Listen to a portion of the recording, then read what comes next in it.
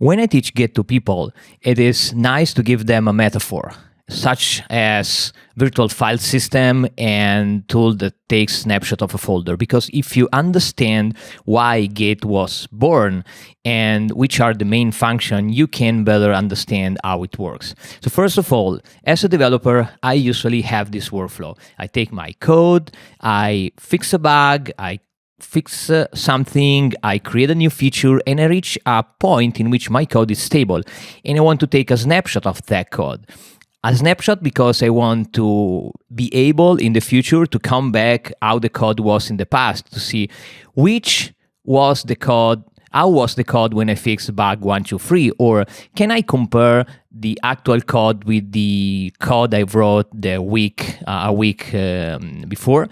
So the idea, I could simply take my folder with my code, and I can compress everything with any compression tool, tar, a zip file, and I give to the file a nice name and store the compressed file somewhere and resume work. So if I'm in the middle of a bug fix and I want to check how the code was before I starting work to this bug fix, I can take the latest zip file, I can uncompress and compare the files.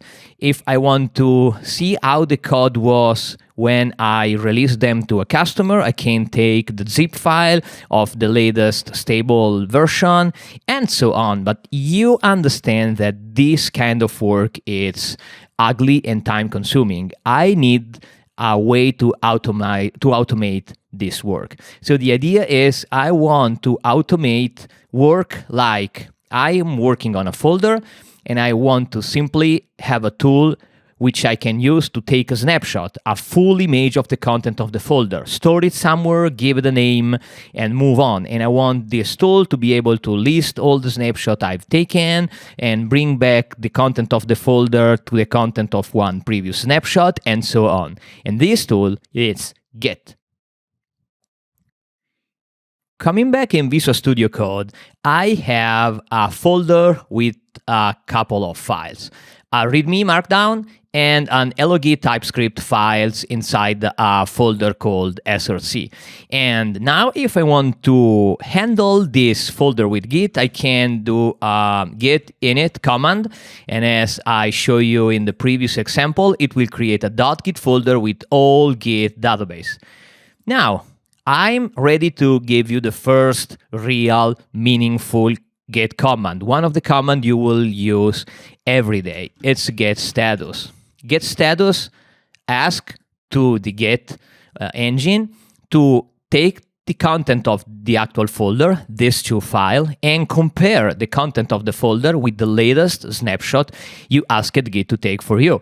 And since I've never took any snapshot, by default, it will compare to an empty snapshot. So it is not strange that is told me you have a couple of untracked files, README, Markdown, and a folder called src. So it found, the Git tool found that I have a two file that can be handled. So I can issue another useful command, git add -- all.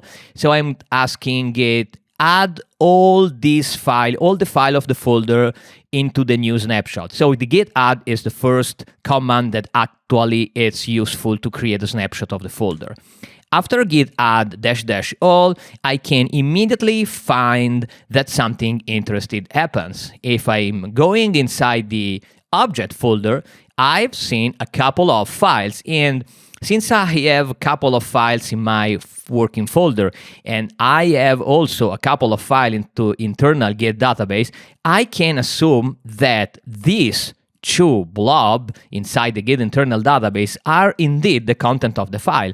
If I'm not sure and I want to verify, I can use the git cat file command -p print, and I can say I want to show the content of the file 03A45F. And hey, that's the content of the LOGit TypeScript file. So yeah, with git add, I've actually asked Git to take all the file of the folder, compress with the tool I've shown you in the previous videos, and nothing else. Well, no. If I issue git status again, I'm finding that something has changed. In the previous Git status, I have this file in red, and Git told me these are untracked files, so files never stored in any snapshot. Now, Git is telling me these files are ready to be committed. So Git recognized the fact that these files were stored inside the Git internal database. And the question is where Git stores the information about these new files, and how Git can understand that here we have untracked file and here we have new file ready to be added. It turns out that content, this kind of information, is stored in the index, but index is binary. So the index file is not the file that you are going to handle by yourself. But we have some interesting commands that can be indeed used to actually show what's in an index file.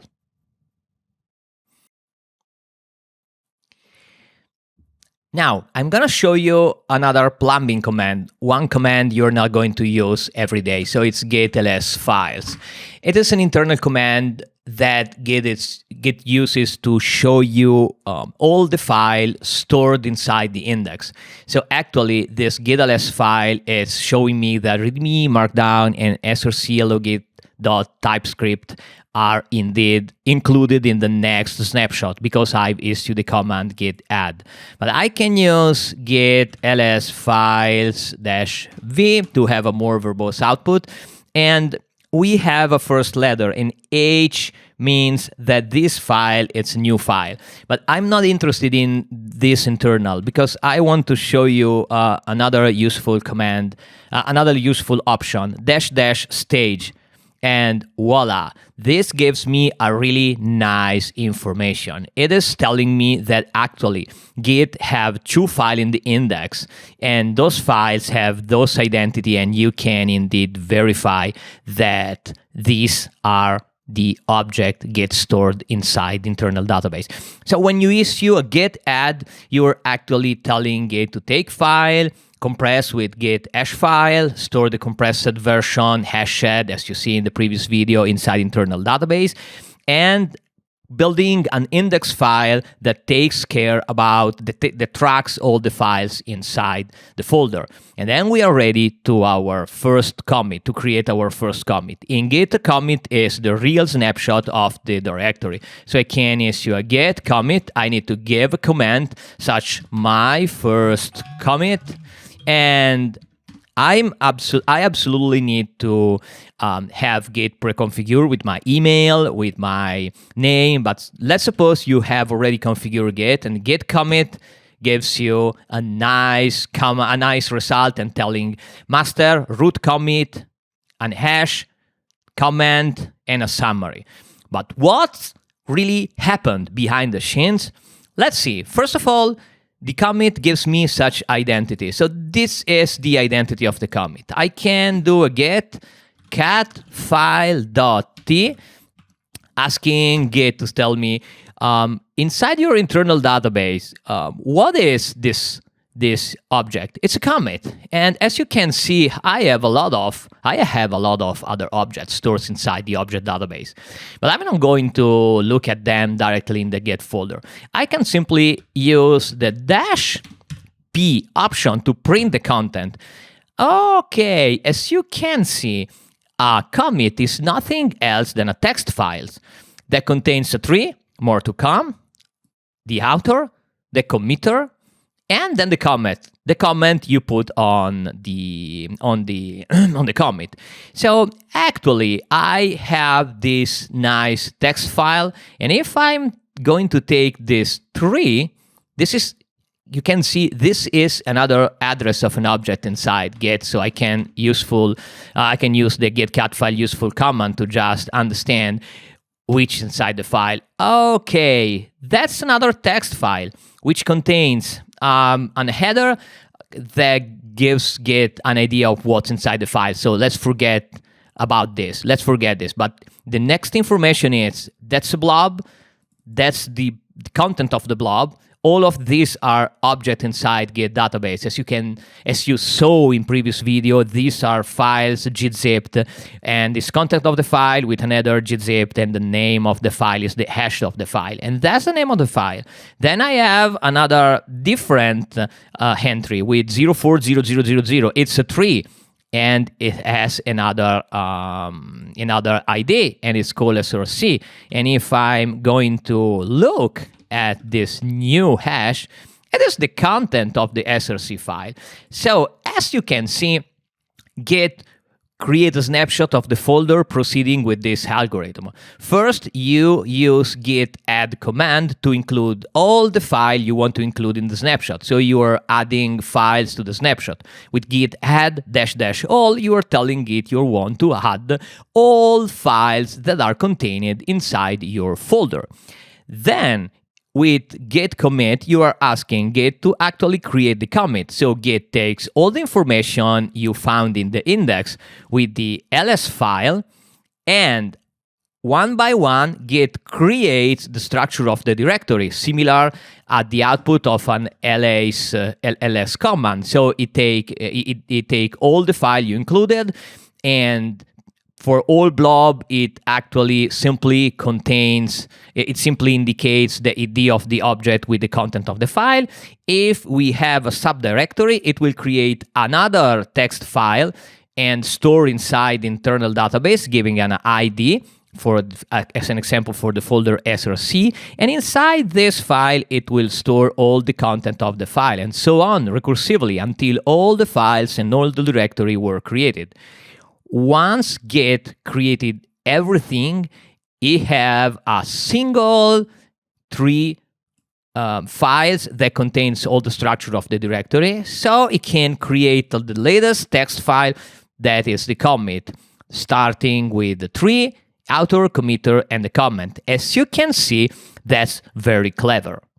This technique is super cool because instead of using a database, something that gives you transactional functionality, if you ever worked with SourceSafe or other tools, you know, if the tool is writing some internal database and suddenly the process stops because, I don't know, the tool broke, the computer loses power, you can end corrupting a database. So Git cannot corrupt internal database because it starts writing file from the bottom up. So it first stores all the content of the file inside the object, and this is an atomic operation.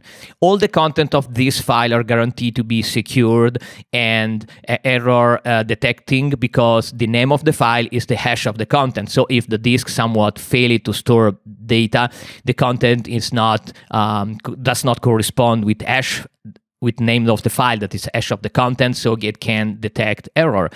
Once you stored all the content of the file, Git start creating all the descriptor for the directory, all the three files, one by one.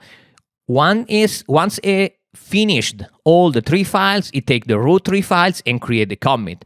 And this is the last file written. Until Git wrote the last commit file, nothing changed. No commit is present. If the process was interrupted, it's interrupt itself because the computer lost power, because something bad happens. Nothing gets is corrupted, because Git can take and redo the operation again, because if you have the same content of the file, when Git compress the file, it will end creating the same file, because the name of the file corresponds to the content. You cannot have, due to the characteristic of the SHA-1, you cannot have two files with different content ending in the same object inside Git database. Each file, when it has the same content, it will create the very same file inside the internal database. So even if the process interrupts, Git can take the process again, start from scratch, recreate all the snapshot, recreate all the tree, and finally create the commit. So That's a very clever technique Git uses to be transactional, even if it's actually writing file on a standard file system like NTFS or Ext4. So Git does not need any fancy third-party database routine or an external database. It is able to create a transactional commit on a standard file system with using those very simple commands I show you, like storing a binary content of the file or text content of the file inside an internal database. And that's all. You created your first commit. So we have the first snapshot of this folder with a nice ID stored inside Git internal database.